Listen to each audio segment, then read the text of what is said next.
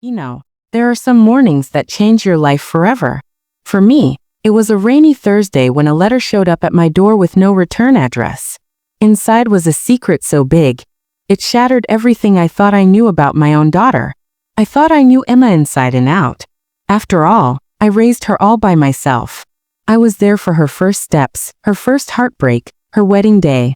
We talked every single Sunday without fail. But what I didn't know, what she'd been hiding from me for over 20 years. Well, it nearly broke my heart in two. I'm 80 years old now, and I raised Emma all by myself after my husband passed when she was just 8. Lord, those were hard times. The kind of hard that breaks you down and rebuilds you into someone you barely recognize. We didn't have much money, but we had each other, and that always felt like enough. Emma grew up to be a successful lawyer in Chicago. She got married to a wonderful man named David, and they had 2 beautiful children, my precious grandchildren, Lily and Mason. Every Sunday, without fail, Emma would call me. We'd talk for hours about everything and nothing at all. But last spring, everything I thought I knew came crashing down like a house of cards in a windstorm. It started with a letter, a simple envelope with no return address, delivered to my small home in Cedar Rapids on a rainy Thursday morning. Inside was a handwritten note that made my hands shake so badly I had to sit down on my porch steps to finish reading it. The letter was from a woman named Claire, someone I'd never heard of before. She wrote that she had information about Emma that I needed to know, information that Emma had been hiding for over 20 years. At first, I thought it was a scam or some cruel joke. But Claire's letter included a phone number and an invitation to meet at a coffee shop downtown the following Tuesday. Something in the way she wrote, the tone of genuine concern mixed with hesitation, made me believe this was real. I didn't sleep well that week. Every time I closed my eyes, I imagined terrible scenarios. Was Emma sick? Was she in some kind of trouble? Had something happened in her past that I didn't know about? The not knowing was eating me alive from the inside out. When Tuesday finally arrived, I put on my best Sunday dress and drove to the coffee shop with trembling hands gripping the steering wheel. My heart was pounding so hard I could hear it in my ears. Whatever this Claire woman had to tell me, I knew my life was about to change forever. The coffee shop was one of those modern places with exposed brick walls and young people typing on laptops in every corner. I felt out of place immediately, like a relic from another time. I ordered a cup of black coffee, even though my stomach was too twisted with anxiety to drink anything. I sat at a table near the window, watching every person who walked through the door. At exactly 2 p.m., a woman in her mid-60s entered, looking around nervously. Our eyes met, and somehow, I just knew. This was Claire. She was elegant in a simple way, wearing a navy blue cardigan and gray slacks. Her silver hair was cut short, and her eyes held a kindness that immediately put me slightly at ease. She walked over to my table slowly, as if giving me time to prepare for what was coming. "Dorothy?" she asked softly, her voice gentle as a summer breeze. I nodded, unable to speak. She sat down across from me and ordered nothing, just folded her hands on the table and took a deep breath. "I debated for months whether to contact you," Claire began, her voice wavering. "I lost sleep over it. But I kept thinking if I were in your position, I would want to know. I would deserve to know." "Know what?" I finally managed to ask, my voice barely above a whisper. Claire looked me straight in the eyes. "I was Emma's college roommate at Northwestern University. We were very close, like sisters really. And in our junior year, something happened that changed Emma's life forever." My mouth went dry. I remembered Emma's junior year. She had come home for Christmas break seeming different, quieter, more withdrawn. When I asked if everything was okay, she blamed it on stress from her pre-law classes. I believed her because I wanted to believe her. In October of that year, Claire continued, Emma discovered she was pregnant. The coffee shop seemed to spin around me. Pregnant? My Emma? That was impossible. She would have told me. We told each other everything. Didn't we?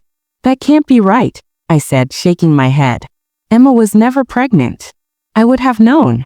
I'm her mother. Claire reached across the table and gently placed her hand over mine. She was terrified, Dorothy. The father was a graduate student who made it very clear he wanted nothing to do with a baby. Emma felt trapped, scared, and completely alone. She didn't want to disappoint you, didn't want to burden you when you'd already sacrificed so much to put her through school. Tears started streaming down my face. My baby girl had been going through something so monumental, so life-changing, and she felt she couldn't come to me? How had I failed her so badly? What happened? I asked, though part of me didn't want to know. Claire took a deep breath. In March, Emma gave birth to a baby boy. She named him Christopher. And 3 days later, she placed him for adoption with a family in Milwaukee. I was with her the entire time. I held her hand while she signed the papers. I watched her heart break into 1,000 pieces. I couldn't move, couldn't breathe, couldn't process what I was hearing. My daughter had a child, my grandson, somewhere out there in the world, and I knew nothing about it for over 20 years? Why are you telling me this now? I finally asked, my voice cracking under the weight of emotion. Claire's eyes filled with tears. Because Christopher recently turned 23, and he's been searching for his birth mother. He hired a private investigator, and they found Emma. He reached out to her 2 months ago, and Dorothy, she's been falling apart ever since. My heart clenched. Emma had been carrying this secret alone for over 2 decades, and now she was dealing with the return of a child she gave up, still without telling me. Does she know you're here? I asked. Does she know you contacted me? No, Claire admitted. Emma would probably be furious with me. But I've watched my best friend suffer in silence for 20 years. I've seen her carry guilt and shame like stones in her pockets, dragging her down. And now, with Christopher back in her life, she's drowning. She needs her mother, but she's too afraid to tell you the truth. I stood up abruptly, nearly knocking over my untouched coffee. I need to see her. I need to talk to Emma right now. Claire grabbed my hand gently. Dorothy, please. Think about this carefully. Emma is fragile right now. If you confront her in anger or hurt, it could push her further away. You need to approach this with love and understanding. But I was already gathering my purse, my mind made up. I had spent 23 years not knowing I had another grandchild out there. I wasn't going to waste another second. The drive to Chicago felt like the longest 4 hours of my life. I called Emma 3 times, but she didn't answer.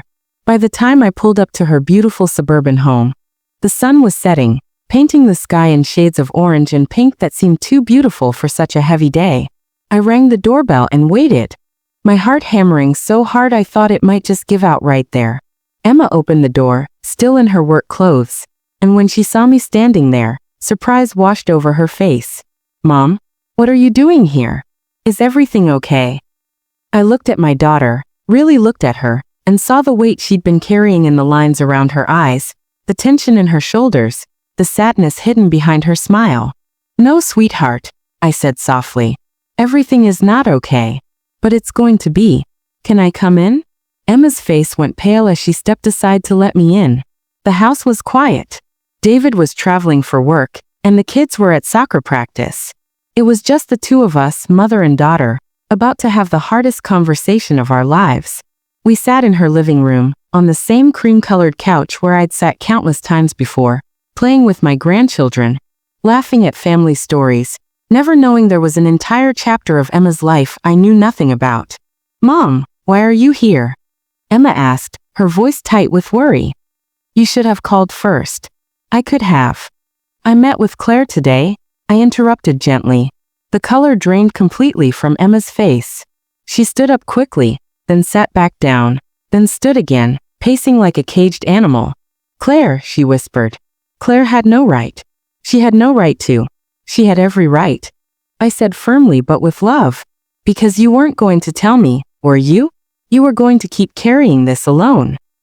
Emma stopped pacing and looked at me with eyes full of tears. I couldn't tell you, Mom. I just couldn't. Why? I asked, standing up and walking toward her. Why couldn't you tell me? And then Emma just broke. She collapsed onto that couch, sobbing harder than I'd seen since she was a little girl with skin knees. I sat right down beside her and pulled her into my arms, held her close the way I used to when the world felt too big and scary for her little shoulders. Because I was so ashamed, she finally said between sobs. You worked 2 jobs to put me through college. You sacrificed everything for me. And I got pregnant by some guy who didn't even care about me. I felt like such a failure.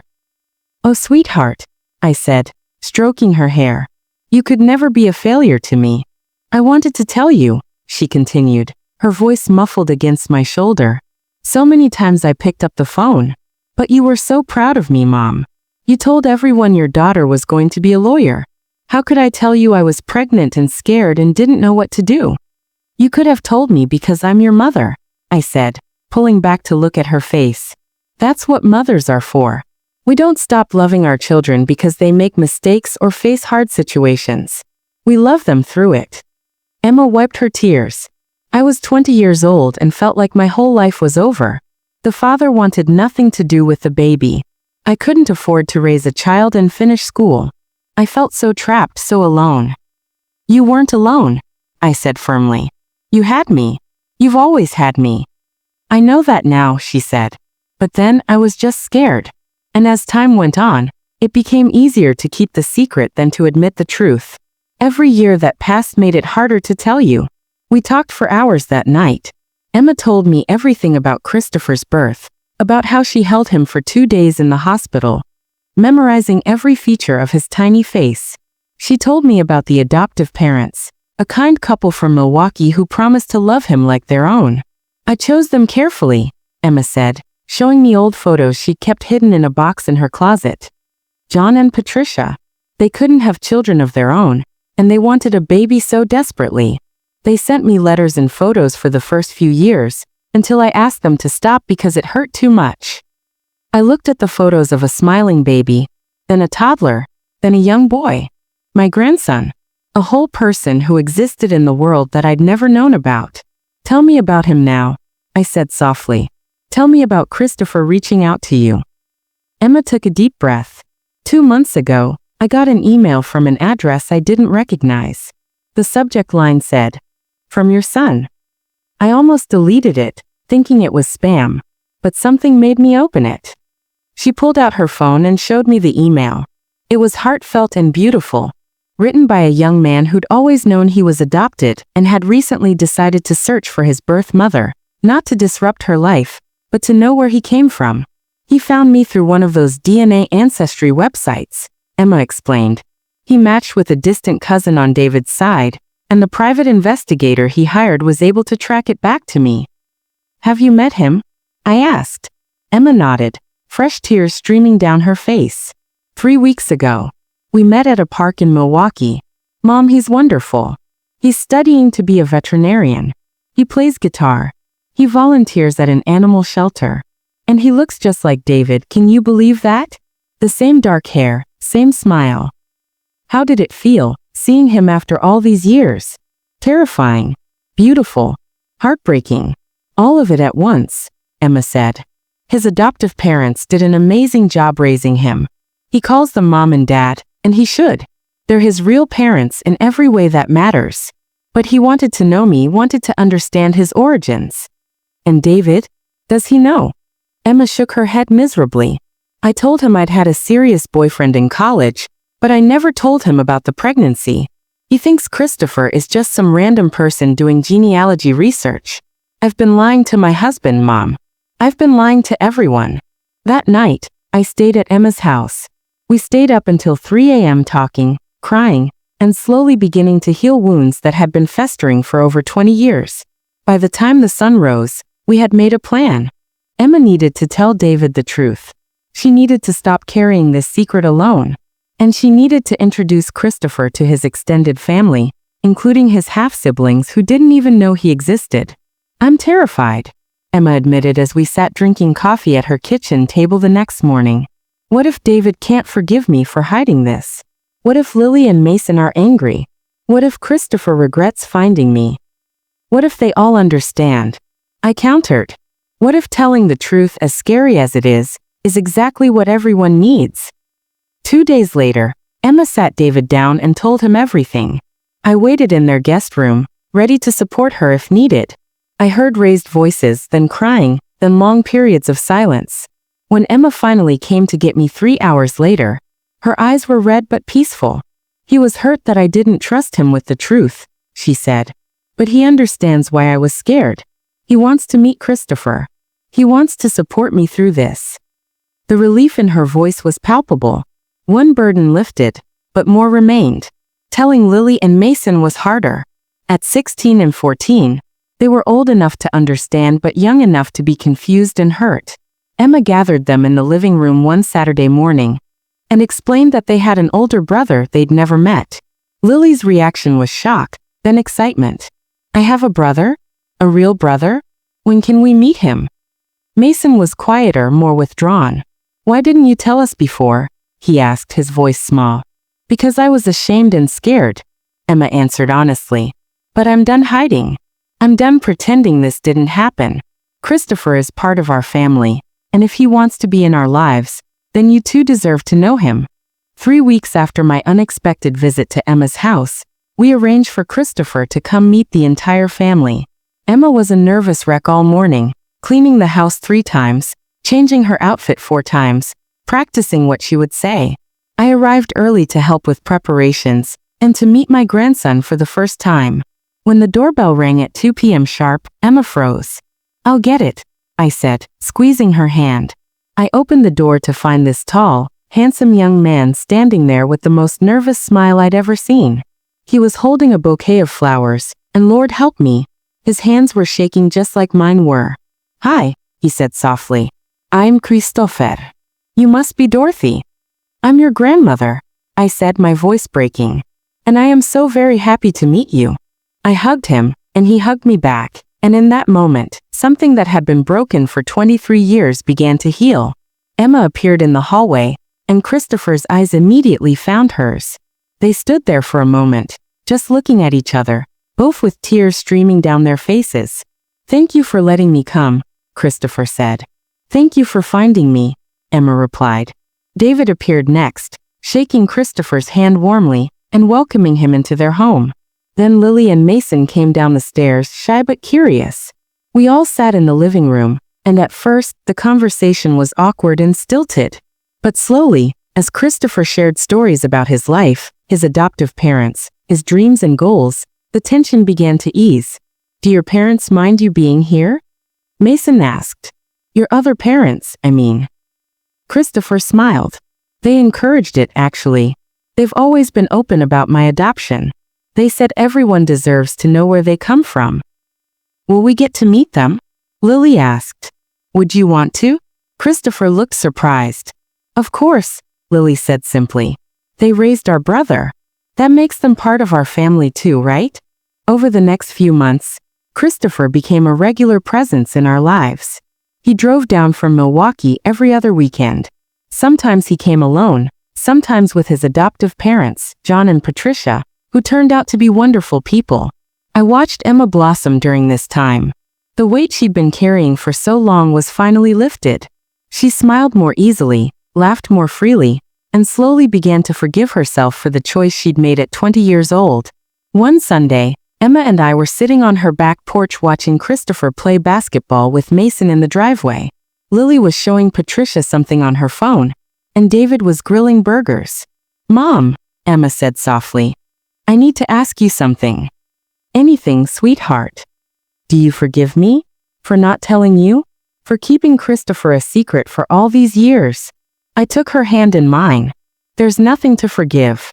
You were young and scared, and you did what you thought was best. But I want you to promise me something." "What?" "That you'll never hide from me again. That no matter what happens in your life, good or bad, you'll know that you can come to me. Because I'm your mother, and that means I'm here for you always. Not just when things are perfect, but especially when they're not." Emma started crying and hugged me tight. "I promise, Mom. I promise." Watching my family that day, seeing Christopher joking around with his half-siblings, seeing Emma finally smiling without that shadow of guilt behind her eyes, I realized something so important it almost took my breath away. Yes, I'd lost 23 years of knowing my grandson. Yes, Emma had made a mistake by not trusting me with her burden. But you know what? Holding on to anger about the past would only steal joy from the present. Christopher was here now. That's what mattered. A year after Christopher first reached out to Emma, he called with exciting news. He was getting married to his longtime girlfriend, Rachel. and he wanted to invite all of us to the wedding. I know it might be weird, he said hesitantly. I'll have 2 sets of parents there, and now all of you. But Rachel and I want everyone who matters to us to be there. We wouldn't miss it for the world, Emma said, crying happy tears. The wedding was beautiful, held in a small church in Milwaukee on a perfect autumn day. I sat in the front row, between Emma and Patricia, Christopher's adoptive mother. At first I thought it might be awkward, but Patricia immediately hugged me and said, I'm so glad Christopher found Emma. Every child deserves to know where they come from. Thank you for raising such a wonderful young man, I replied. You gave him the life Emma couldn't provide at 20. We both love him, Patricia said simply. And there's enough love to go around. During the ceremony, when the pastor talked about the importance of family, and how family isn't just blood but the people who choose to love and support you, I looked around at this beautiful, complicated, imperfect family we'd all become. There was Emma, sitting with David, holding his hand. There were Lily and Mason, serving as ushers. There were John and Patricia, Christopher's parents in every way that mattered. And there was me, a grandmother who'd gained a grandson she never knew she'd lost. At the reception, Christopher asked both Emma and Patricia for a mother-son dance. And oh, watching Emma dance with her son for the first time since he was just 3 days old. Both of them crying and smiling at the same exact time.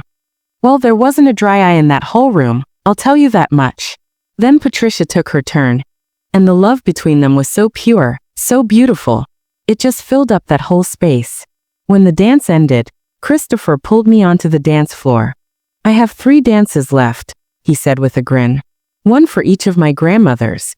Today, 3 years after that letter showed up at my door and turned my whole world upside down, I can sit here and honestly say that the secret that almost destroyed our family became the very thing that made us stronger.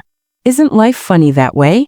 Emma doesn't carry that shame and guilt anymore, the weight that pressed down on her shoulders for 2 whole decades. David loves her even more now for having the courage to finally tell the truth. Lily and Mason, they absolutely adore their older brother, and they've learned that families come in all shapes and sizes, don't they? Christopher and Rachel recently told us they're expecting a baby. My great-grandchild. Can you imagine? And the beautiful thing is, both sets of grandparents are going to be involved in this child's life. John and Patricia, Christopher's mom and dad. They've become such dear friends of mine. We get together for coffee once a month now. And we laugh about how complicated and wonderful our family tree has become. Sometimes I think about that scared 20-year-old girl who made the hardest decision of her life, and I wish, how I wish I could go back and tell her everything was going to be okay. I wish I could tell her that choosing adoption wasn't a failure, but an act of pure love. I wish I could tell her that secrets, they have weight, but truth has wings. But mostly, I wish I could tell her that she never, ever had to carry any of it alone. The lesson I've learned through all this pain and healing is simple, really. We are only as sick as our secrets. When we hide parts of ourselves from the people who love us, we rob ourselves of the very support and understanding we need most. Emma thought she was protecting me by keeping Christopher a secret. But what she was really doing was denying both of us 23 years of loving another precious person. She was carrying a burden all by herself that we could have shared together. To anyone out there listening who's carrying a secret right now, who's hiding a part of their past or present from the people who love them, I want you to hear this from an old woman who's learned a thing or two. You are loved. Not despite your mistakes, but including them. Not when you're perfect, but especially when you're not. The truth might hurt at first. Lord knows, those conversations might be hard. But living in darkness? That's so much harder than stepping into the light. Trust me on that. My family isn't perfect. We've got scars and complicated histories that would make your head spin. But we also have love, we have forgiveness, and we have the courage to be honest with each other. And that, I've learned in my 80 years on this earth, is what truly matters. So pick up that phone. Write that letter. Have that hard conversation you've been putting off. Because the burden you're carrying all alone is always heavier than the truth shared with people who love you. And who knows? That secret you're so afraid to reveal might just turn out to be a blessing in disguise, just like Christopher was for us. Life's too short to live in shadows, honey. Step into the light. Tell your truth. And let the people who love you help carry what you've been shouldering all by yourself. Thank you for listening to my story. May you find the courage to live authentically, love deeply, and forgive freely, both others and yourself. God bless you all.